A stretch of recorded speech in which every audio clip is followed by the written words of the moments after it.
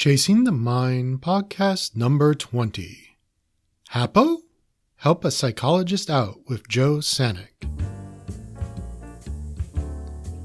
Welcome to Chasing the Mind, hosted by Dr. Angela Johnson and Dr. Stephanie Schwartz, the podcast that explores the art and science of the mind. Each episode, we will feature a topic or guest who offers a unique perspective in answering the following questions. How do our thoughts influence our sense of who we are? How do we impact the world around us? And can changing our minds change everything? Today on Chasing the Mind, Dr. Angela and Dr. Stephanie talk with Joe Sanok, clinician, consultant, and host of Practice of the Practice podcast. Everything, if you view it as an experiment, then you don't fail. Hey, Chasing the Mind listeners. Today's episode features an interview with Joe Sanok, who has a podcast that helps psychologists, mental health counselors, social workers start their own private practice. And I have to say, I found this episode to be really helpful to me as I think about the start of my practice and the things I can do to make it grow and be more successful. And I'll tell you that early on, you'll hear about the fact that we kind of joke that he gives homework, but I've already hired a virtual assistant. I'm thinking about hiring another clinician for my office. I've signed up to help a reporter out, which you'll hear about on the show. So there's a lot of really good information in here if you are someone who is either in the helping professions, trying to start a private practice, or even just a small business person trying to start your own business. There's a lot of really, really good advice in here. I also want to remind our listeners that on December 8th, we are going to be probably doing some live Facebooking from the Interfaith Social Services Gala. Dr. Stephanie and I are both going to that, and we want to show our listeners kind of a little bit of the fun side of what Interfaith does in order to raise the funds that they need in order to provide the services that Rick Doan talked about on our episode about charitable giving. So we definitely want you to tune in for that. And then next week, we are going to have a very special guest. So we have Melissa Cahy coming on. She is a personality on HGTV. She has written books about kids and raising chickens, and her latest book is How to Speak Chicken. And we're going to have a conversation with her about that. But Dr. Steph and I are also going to talk about gift giving and presents and what that means for us at this time of the year. So that's going to be a great conversation. And that episode will come out a week from today. And then after that, Chasing the Mind listeners, Dr. Stephanie and I are going to take a little bit of a break until after the first of the year because we want an opportunity to think about Chasing the Mind going forward and how we're going to structure it. We have some ideas for some great new segments. We want to line up some great guests and also just, take a little bit of a break from the business and the podcast and everything that's kind of been going on and maybe, spend some time relaxing. It happens to be my 8th wedding anniversary with Kevin, and we're going to be going away too. So we hope you all have a wonderful holiday. We'll definitely talk to you next week, and then we will see you again in January.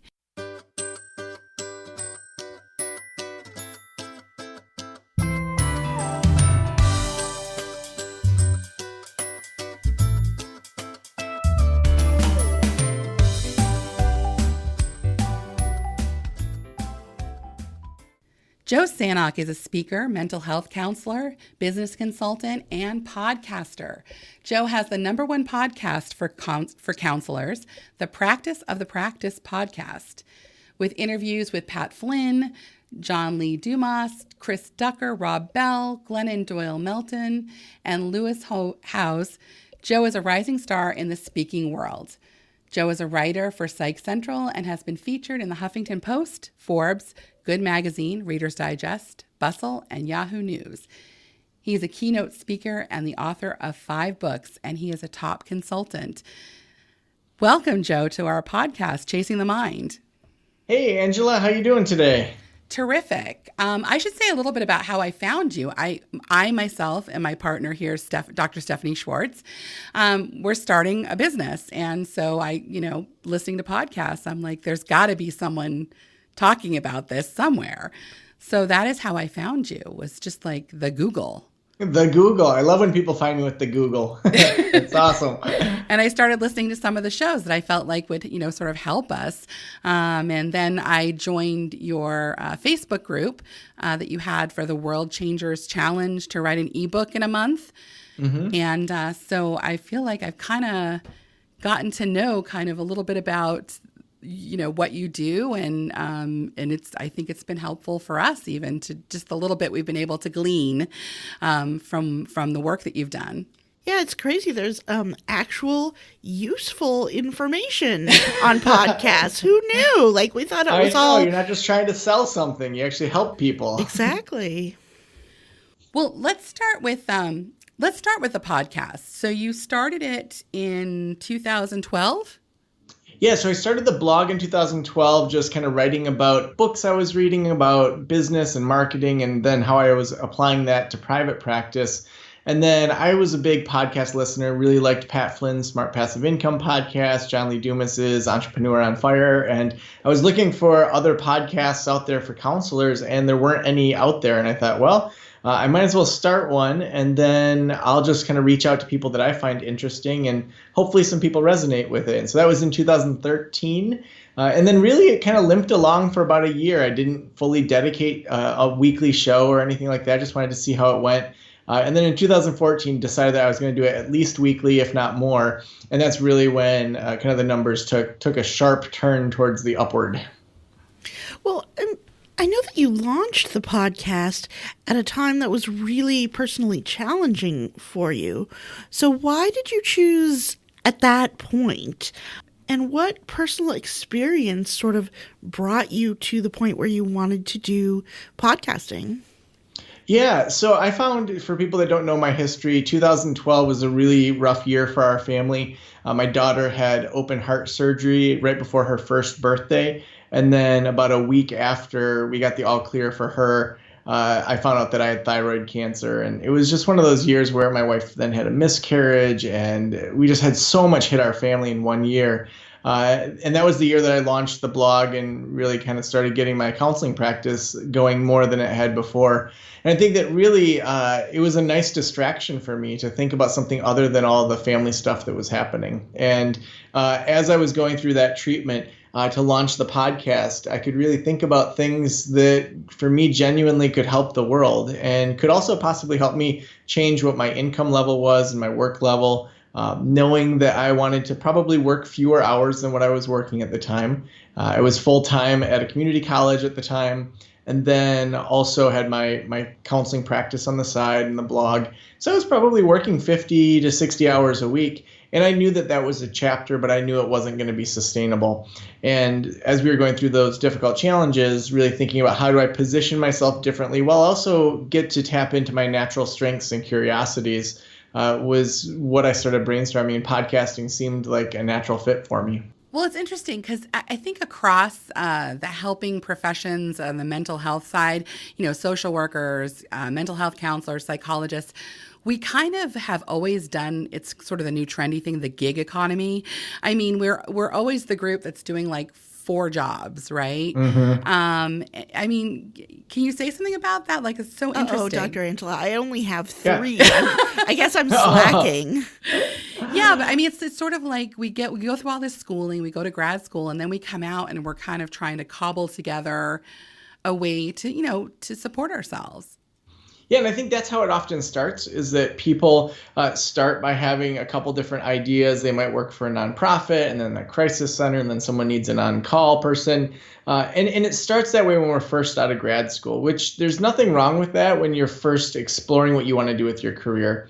But then I think oftentimes that mindset stays with people where they don't really focus in on what is the true impact that I want to make on my world and my community. And how am I going to increase my influence, my income, as well as my impact? And so what we see is that people end up going 4 or 5 different directions and only going, a few inches in each direction. When if they had focused on 1 or 2 directions, they could go forward much faster by really niching in. And so that can look different for everybody, where one person may say, okay, I've worked with these 5 different populations. Which one did I really enjoy working with? And what if I focused my private practice around that so that I could get the exact kind of client that I want to work with and then do what I love every single day instead of doing 10 different types of clients? I was just hanging out with some friends this weekend who their youngest daughter had some medical issues and very early on had multiple surgeries. And they've realized that she probably has a bunch of leftover trauma from that. And they're going to start seeing a therapist soon that specifically focuses in on helping kids and their families that have been through medical trauma. And who better to serve that family than someone that's passionate about medical trauma than that therapist? That person could have focused on 10 different areas out of a fear of not getting enough clients. But instead, she's focusing in on, here's the exact population I want to work with. And when we do that, we often find more success. Mm-hmm. So let's say you have figured out what that perfect match client is. You've built a business, but you need to go to the next step. What's the first piece of information, or the single most important piece of information you would give to someone who's at that point in their career? Yeah, that's a great question. I think what I find is that people have ideas, and that's kind of part of the World Changers Challenge, is that a lot of people have these ideas beyond their practice, but they often jump there and just add this new thing to their already full plate. And so at the very beginning, when you see that your practice is starting to grow, I would suggest that people really look at the low-hanging fruit. So where can I make more money and bring more of an income so as to free up more time somewhere else? And so that can look like a few different ways. One, it could be adding clinicians to your practice. If you have a full practice and you're turning people away, let's at least get some more money coming in through the practice if you already have some great referrals coming in. As well, you can look at optimizing your office space. So maybe you don't want to have your office be that you have a group practice, but you probably don't use your office every hour of the week that it could be used. And if you are, then you need to go home. So we look at most evenings, at some point we go home. And if we're working every morning and every evening, that's just unsustainable. So you could look at subletting out your evenings or the weekends to another counselor to bring in some additional revenue. As well, we want to look at, well, where are you spending your time? I just had one of my consulting clients do a time study, and over the last 2 weeks, she came back and she said, I don't know where I'm spending my time. I feel busy, but I just don't know where I'm doing it. I'm only doing 20 sessions a week.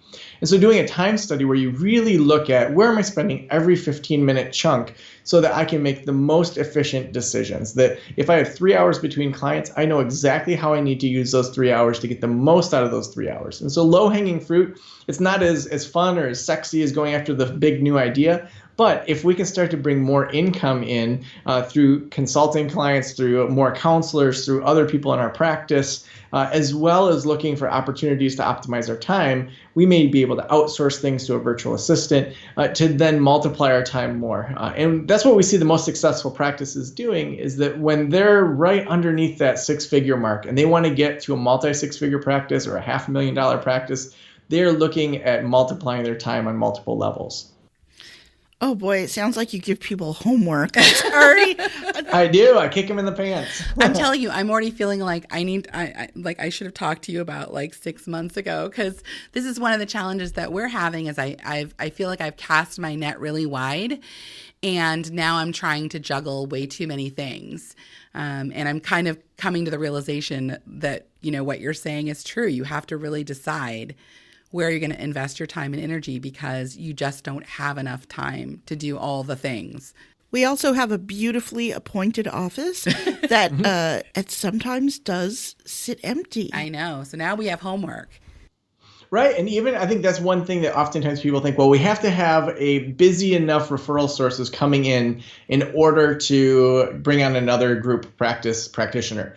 But actually, I've found that bringing a clinician in before you feel like you have enough people coming in is actually more of a multiplier, because that person brings in their own network, their own influence. It helps your practice feel more and more like a group. So then you've got some extra energy behind it and you want to fill that person up. And so I used to think, well, I don't have enough phone calls to bring on another clinician. But now I look at it as, well, do I have empty space in my office? Yes. Okay, well, then that means I need to get someone else in here soon and start to fill them up. And they're going to bring their own influence. They're going to bring their own network. So maybe they're a part of the yacht club, or they're a part of the country club, or they work out someplace where they have connections that you don't have. Your net then becomes so much more wide because these people are expanding the reach of your practice. What are some of the challenges that are particular to being in a helping profession, and in starting, a practice and growing a practice? Because, we don't make widgets, right? Mm-hmm. We are helpers. So what are some of those particular challenges? Yeah, I think one of the biggest challenges I would say that I see counselors going through is money mindset, and really even knowing what to charge, knowing how much to charge, how to just make a sale. We don't like to think of our clients as a sale to be made, which is good. We have the heart side, we have the compassionate side. We're in it for the right reasons. So I start with those assumptions that you're in counseling for the right reasons, because otherwise you probably would have gone into a different field. But you start there, and then how do we get over that money mindset? Well, oftentimes we feel bad raising our rates. We feel like we have to just take insurance. We have to take every insurance, and that if we don't, we're somehow a bad person. And so when people start to challenge those beliefs and say, well, should I take Medicaid? Do I want to take Medicaid? I remember back when I took Medicaid, I got $53 per session. And I knew that they would only authorize 3 sessions, so that's 3 hours of time. I knew that there would be a no-show that I couldn't charge for, and I would sit on the phone for at least an hour to get another authorization, or because they had lost some paperwork. So I would spend 5 hours minimum to make $159. Now, say I charged $159 per session, I could do 1 session and then give away 4 sessions and come out exactly the same. And thinking about my own mental health, my own sustainability, my own burnout, it's really important to think about, well, what's going to help me sustain through a career, not through just this year? Because if we look at this as a whole career, if you burn out 20 years too early, or 10 years, or even 1 year early, that's a whole lot of counseling clients that aren't being helped because you didn't have your act together enough to slow down and allow yourself to sustain. Well, I think it brings up one of the hardest questions that people have in doing a private practice, which is, do they take insurance, or are they going to be private pay? I just actually had a networking meeting with someone who is down the street. They're doing a little bit of a different kind of work than what I want to do, but I wanted to do the meeting and get to know them. And they switched from an insurance-based practice to private pay a couple of years ago because they determined that it wasn't sustainable to keep taking insurance. So I think this is one of the hard questions that people have to kind of wrestle with. Yeah, and I don't think that there's necessarily a right answer. It's more looking at how do you want your practice to be run and where do you want to spend your time. So one of my consulting clients turned into a consultant that now works for Practice of the Practice, Allison Pigeon. She has a multi-practice, a practice that has both a private pay as well as insurance-based. And so she went from doing about $30,000 a year when we first started working together to earlier this year, she had her first $30,000 month, and it only continues to grow. Now, sure, she has this mixed model where she has some insurance and she has some private pay, but the principles of how you grow are still very similar. You want to have a good website. You want to be very clear about who you're serving. You want it to be easy to make a phone call. Have your phone number on the top of your website. A lot of these basic principles that you're still showing that you are offering amazing services and really kind of demonstrating to that client you're in the right place. That's all going to be the same. But then the back end side of taking insurance, you really want to make sure that that's going to be something that you can sustain and that you can scale. If you're the one that's submitting all the insurance bills, you shouldn't be doing that. You should have some sort of billing service that's reasonable, that is able to help people to get their billing, and that's very transparent. And so places like Practice Solutions, they're an amazing billing company, making sure that you have those systems in place so that you're spending your time doing the counseling instead of doing all of that back end work that you really, you're not trained on it, and so you're not going to do as good a job as a professional. Right. So sticking to the tasks that you're best at. Yeah, because you even think about just having someone answer your phones and schedule.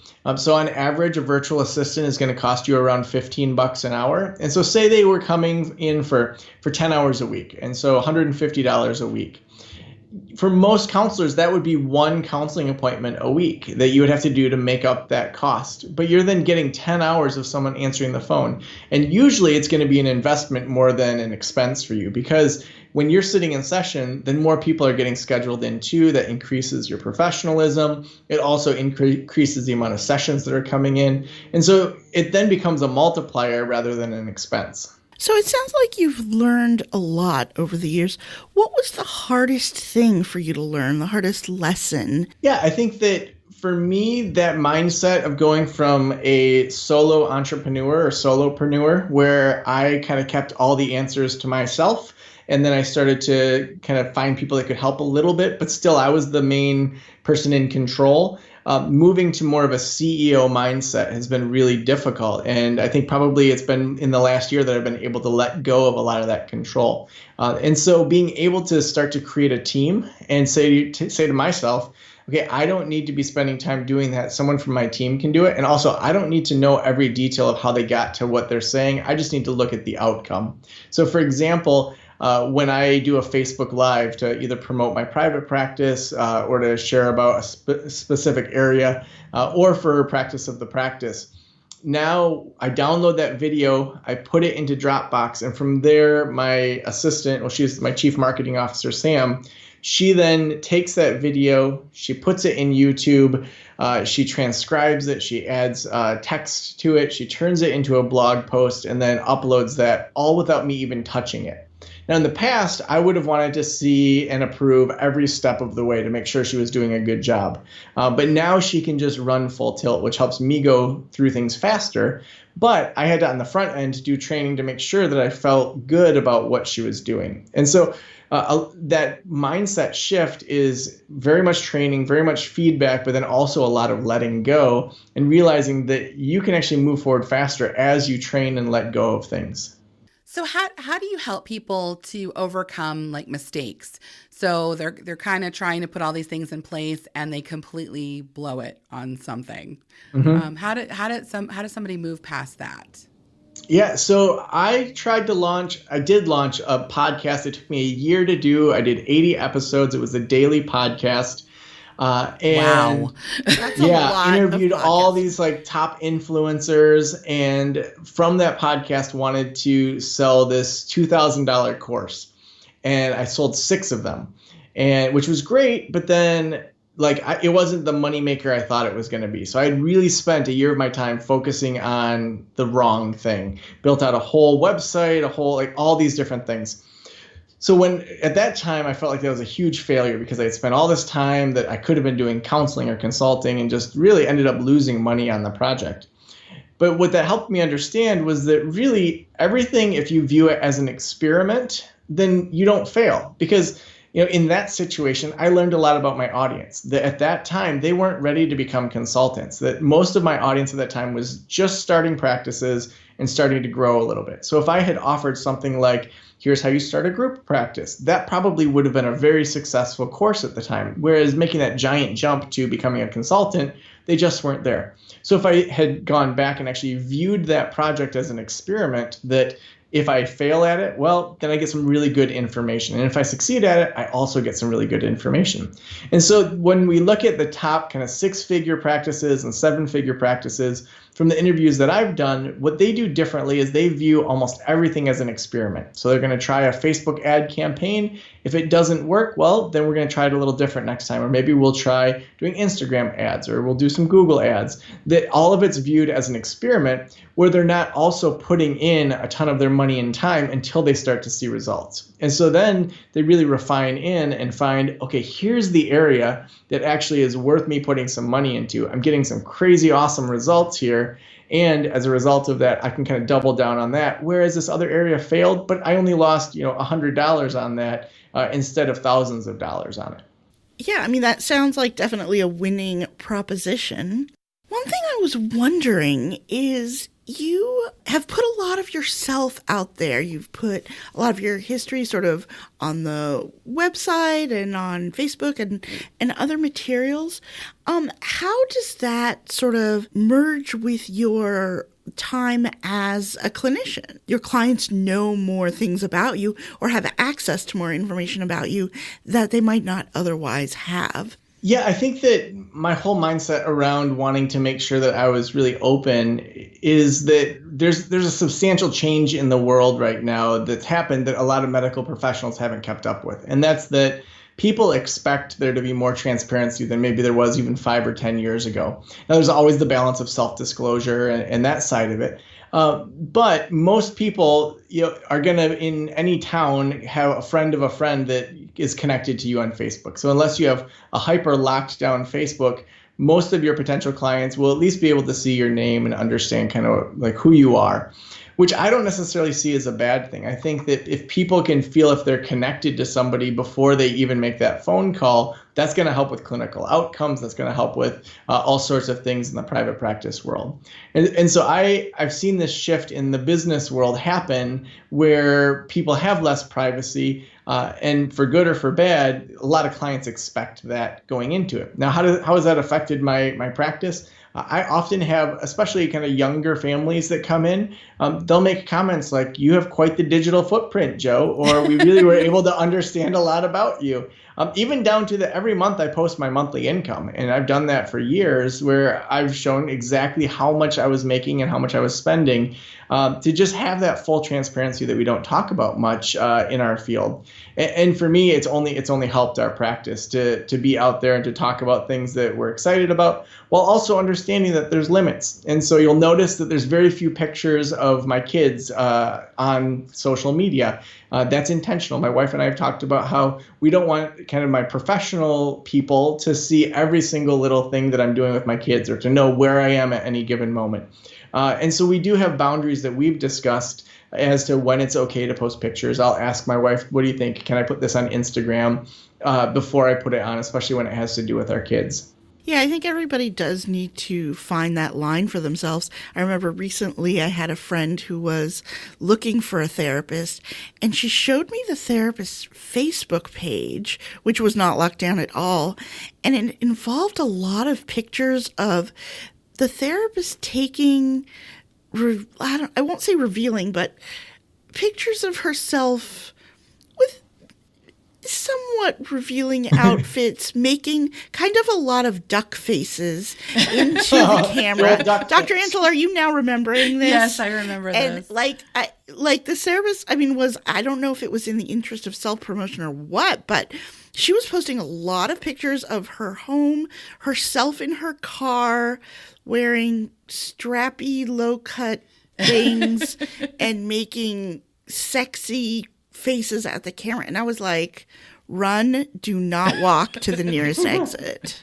Right. And that's where we have to be careful. I mean, if you're going to put a whole bunch of political things on your Facebook, or you plan to put a whole lot of religious things, or a lot of, your personal, the way that you enjoy the weekends, whatever that looks like for you, people will make judgments about whether or not you are the best therapist for them. Now, maybe you want to be known as the pro-Trump or anti-Trump therapist in town. Okay, well, then that matches your brand. But for the most part, that's not going to really be helpful to have, especially those kind of 3 areas on your Facebook. Instead, you want to think about, what are the things that if my worst client saw or if my mom saw that I would be okay with? And so maybe it's those things like for me, if I'm hiking in the mountains like I was a couple of weeks ago with a friend of mine, posting pictures of Rocky Mountain National Park, well, hopefully that gives some people some kind of peacefulness, I should do some adventure in my life. Good for Joe to get out there and not just be all about work. Those are going to be the kind of things that I'm going to post on social media, and rather than taking a bunch of selfies if I'm out at a nightclub, which doesn't really happen very much. And I always try to button up my shirt high enough so I'm not too revealing also. And you don't make duck faces? Well, a guy's got to do a duck face once in a while, right? No, I'm just kidding. I don't. Well, it's funny because actually Dr. Steph and I just had a little bit of this conversation this morning because I have our podcast cards in the waiting room. Because of course I do. I want people to listen. Sure. So, and she's like, well, yeah, but we talk about your kids and we talk about this. And I'm like, yeah, well, I think that some of the things we were taught, you know, and I've been in school, and I was in school, unfortunately, a very, very long time, but I think some of the things we were taught way back about there sort of being this blank canvas and people are going to project all of this onto you. I don't know that's not how I personally work with clients. So, you know, I think you just have to decide for yourself what you're comfortable with. Yeah, I think especially as you're looking at leveling up beyond just a practice, whether that's through a podcast or a personal blog or a business blog, beyond just your counseling practice, when you let your real kind of authenticity come out, especially in a podcast, people resonate with that. I just was at the Alabama Counseling Association and did their opening keynote. And I had probably 15 or 20 people lined up afterward that wanted to talk to me because they listened to the podcast. And over, what people say is, you just seem so much like yourself. Like, I feel like I know you. And it's like the guy on the podcast is the same guy that would go out and have a beer with you. And I don't want there to be that difference where there's like professional Joe and then there's real Joe. And it's like, whoa, you're way different than I thought you were. No, I want that to come out. I want the silly stories and the awkwardness and, you know, me fumbling over my words to come out. Because then it's not about being perfect, but it's about making progress on the projects you're working on. So that was one of the questions I had too, about how once you've sort of developed an expertise in a particular area of whatever, mental health, counseling, psychology, whatever, how do you then sort of parlay that into these opportunities to put yourself out there, speaking engagements, things like that?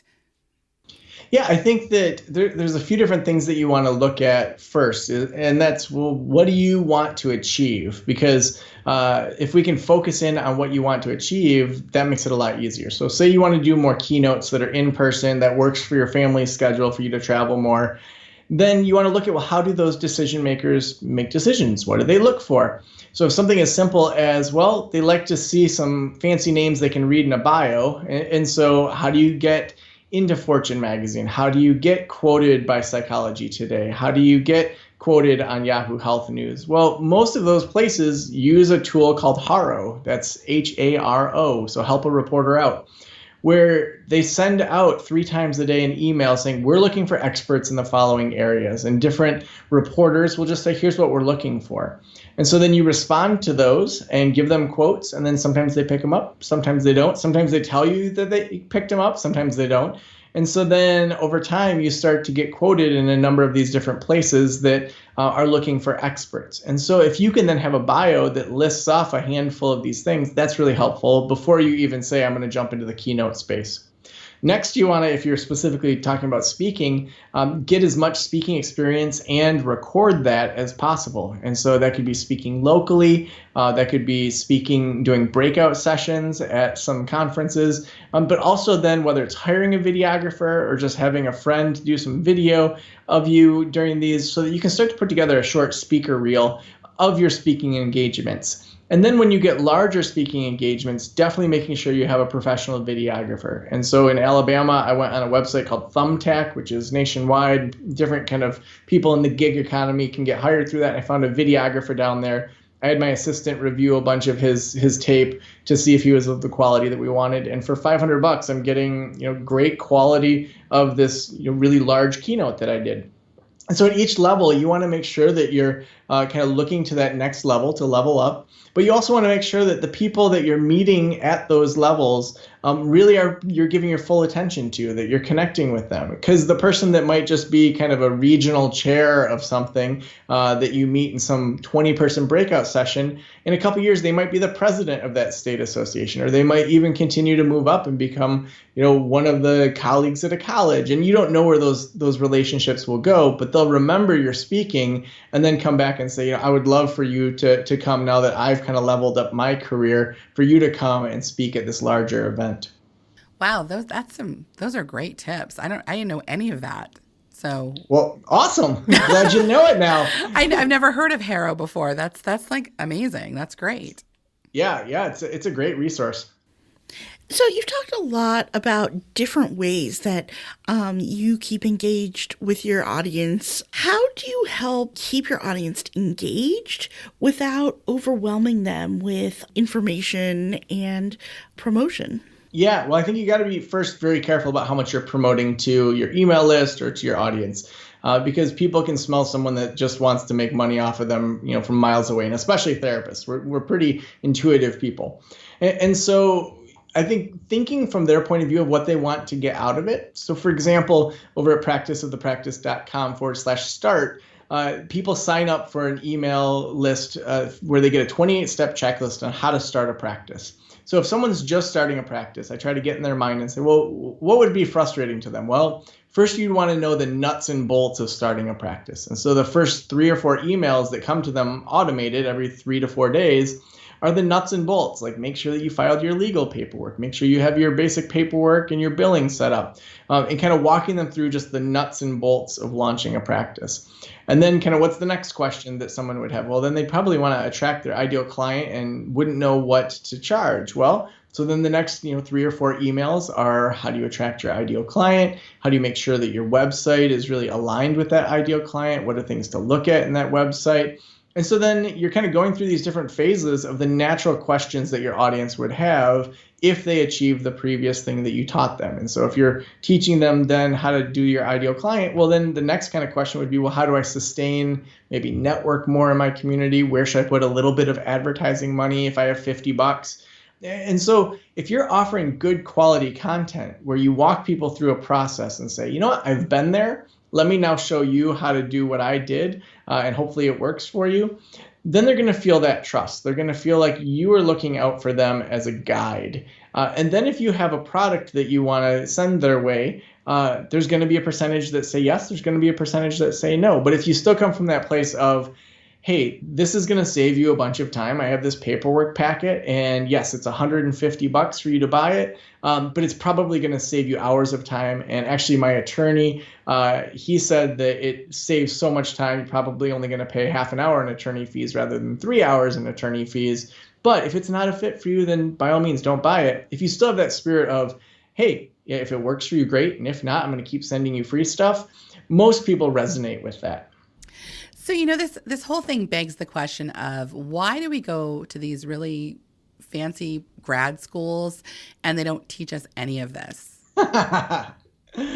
Well, I think part of it is, in general, academia tends to lag behind in a lot of ways. So yes, they have cutting edge research. Yes, they're doing things like that. But when you look at what does a typical, social work or counseling program have to provide? Well, if you're KCREP accredited in counseling, you have to follow the rules there.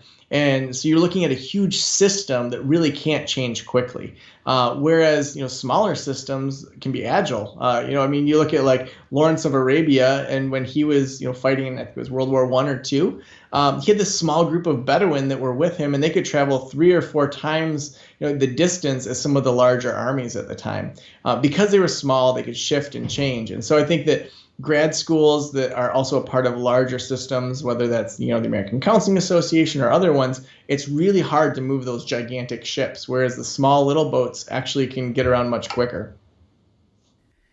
Yeah, it just seems like there's a real need because everyone I know who started a private practice pretty much has had to figure a lot of this out on their own. And there hasn't been a lot of, help until you started doing this great podcast and putting stuff out there for people. It's cool. There's a handful of rogue listeners out there that are professors at colleges, and so I've either Skyped in with them or actually locally there's this great professor that she always has me come in every semester to talk about private practice and marketing. And I think more students. I probably had 5 or 6 students at the Alabama Counseling Association that came up and said they were active listeners, and they're like, what should we be doing now? So students really are leading the charge of saying this isn't okay that we're training on how to be in a nonprofit, we're training how to be at a community mental health, but statistically about 30% of us are going to go into private practice at some point in our career, but we're getting zero training on the logistics of running a business. And so no wonder they fail. No wonder they get confused or ripped off by people that offer promises that they, are over-promising. And so I think that now what we're finding in many areas of our business culture is that we have to take it into our own hands, that we have to take our own continued learning, our own education by listening to podcasts like yours, listening to other podcasts, even hiring coaches or consultants can speed up so much of your learning to be able to just launch faster so that you don't waste 6 months or 6 years. Yeah, no, I mean, I think it's fantastic. I mean, I already feel like I've been making notes of the things I have to do when I get off the podcast, like my homework. So, Well, yeah, I mean, when I'm working with consulting clients, we use a project management system called Trello. And at the end of every session, we'll say, what's the one thing that Angela, that you need to do between now and our next session? Because oftentimes people will get like 10 things on their list and not know where to start. And so we actually prioritize, here's the very first thing you need to do. Here's the second, third, fourth. And if you get, even one of those things done between now and our next consulting session, that's a huge step forward for you. And so I think it's really important for people to, even when they listen to a podcast, if they don't have a consultant, just say, well, what's my big takeaway from this podcast? What's the action I'm going to take, and how am I going to schedule that into my actual weekly schedule to make progress? So I'm not just responding to the fires of my private practice, but instead I'm actually happening to my private practice. I'm making some influence in regards to how my business is run. Well, Joe, thank you so much. You have shared so much information with us. I think this is going to be really exciting to our listeners. And honestly, I really do have a to-do list. That's awesome. I love it. We're going to have like a team meeting afterwards and be like, okay, But yeah, no, I mean, thank you for providing a service that honestly, as many counselors and psychologists and people who are graduating into the world, and like you said, many of them are going to at some point try to do something on their own with really not very much guidance. Yeah, and it's just so important. We know that the average business, 2/3 of businesses will go out of business within 3 years, and 97% will go out of business within 10 years. And so I hope that we can really influence those stats to really help people to make good decisions, because we want to see these businesses continue to help people. Well, where can our listeners find you? Yeah, the best place is practiceofthepractice.com. And if people are just starting a practice, they'll want to do /start. And if they have a practice that they're growing, they can go over to practiceofthepractice.com /AHA, that's AHA, to get some new ideas in regards to how to go to that next level as a practice that's already established. And if they just want to start by listening to your podcast, I'm assuming they can go to iTunes, Google Play. Everything. Yep, it's on all the main kind of podcast listening spots, and just type in Practice of the Practice, and it'll pop right up. Terrific. Well, thank you again. This has really been so informative, and I know people are going to really get a lot out of it, because even the things that you're talking about, I mean, any business could benefit from using these strategies. Yeah, absolutely. Well, thanks so much for having me on the podcast. Thank you for joining us. Thank you for listening to Chasing the Mind. Today's episode featured music from purpleplanet.com. Please visit our website at chasingthemind.com, where you can find information about Joe Sanok and find links to his website and podcast. You can listen to past episodes and read about upcoming guests and events, and you can find a link to our Patreon page. Chasing the Mind is intended to provide information and entertainment, and is not intended to substitute for professional mental health assessment or treatment. The opinions expressed by the doctors and the guests are their own and do not reflect professional advice. Information offered by the doctors does not create a therapist-client relationship. Please seek professional help with a mental health treatment provider if needed.